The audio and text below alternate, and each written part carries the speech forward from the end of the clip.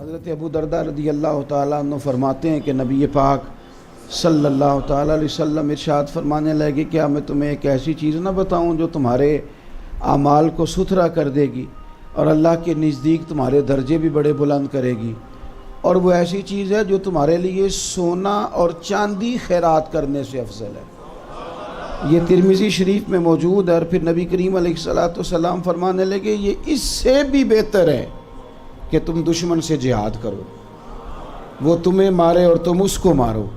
یا رسول اللہ، ایسی چیز جو سونا چاندی خیرات کرنے سے بہتر ہو، دشمن کے مقابلے میں قتال سے بہتر ہو، یہاں تک کہ بندہ شہید ہو جائے، حضور وہ کون سی چیز ہے؟ تو اللہ کے محبوب فرمانے لگے بڑی سادی سی ہے۔ یا رسول اللہ کیا ہے؟ فرمایا اللہ تعالیٰ کا ذکر ہے۔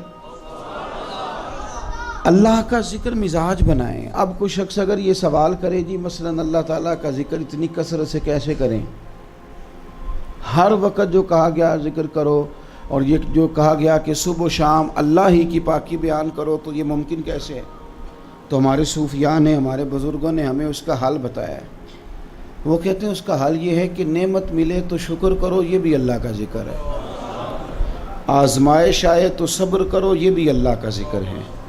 اللہ تبارک و تعالی جب تمہارے حق میں کوئی فیصلہ اپنے کرم سے کر دے، پھر اس فیصلے کو رب کی رضا سمجھ کے قبول کر لو، یہ بھی اللہ کا ذکر ہے۔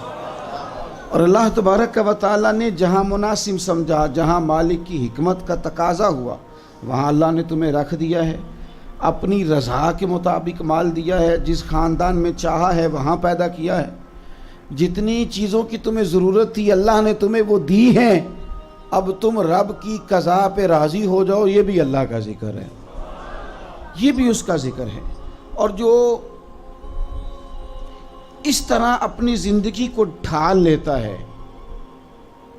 ہمارے بزرگ فرماتے ہیں اس کا لازمی نتیجہ یہ نکلتا ہے کہ اس کی زبان اللہ کے ذکر میں مشغول ہوتی ہے، اور رب اس کے دل کو اطمینان قلبی عطا فرما دیتا ہے، ٹھہراؤ نصیب ہوتا ہے۔